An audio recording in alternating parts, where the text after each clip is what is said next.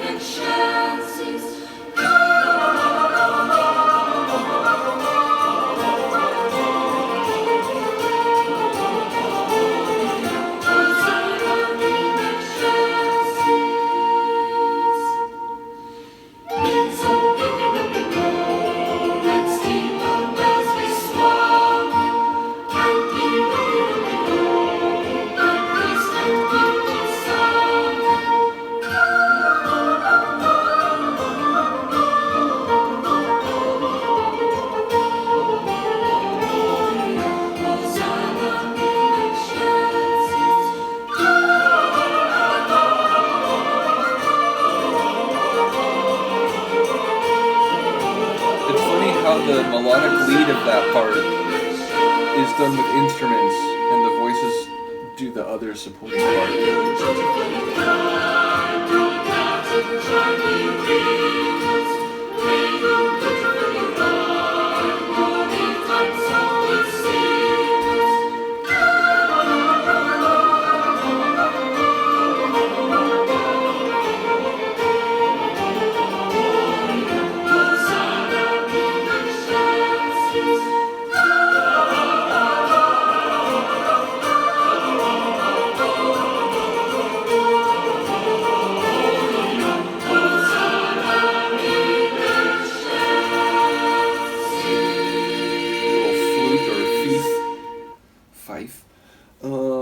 Yeah, like I said, it takes the tune that we know and renders it with that folksy, dancing in a glen somewhere type of Celtic sound.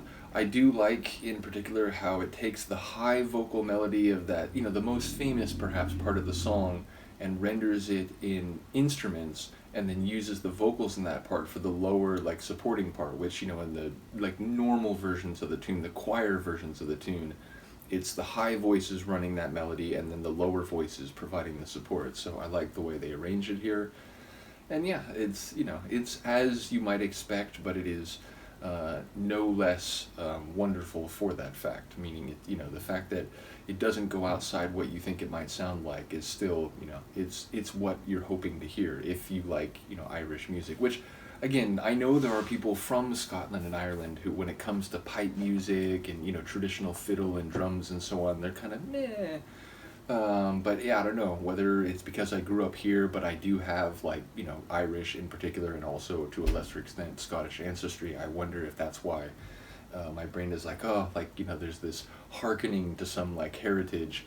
But I do very much find Celtic music compelling and like stirring in an emotional sense. So here it's, more celebratory and, holiday based. But again, I hear a good pipe tune and it's like, man, like I get goosebumps. Where again, I know there's people like in Scotland and Ireland who are sort of like, yeah, I'm not so into pipes. But either way, I enjoy the Chieftains and their take on this one. Do let me know what you think, and I will see you next time. Peace.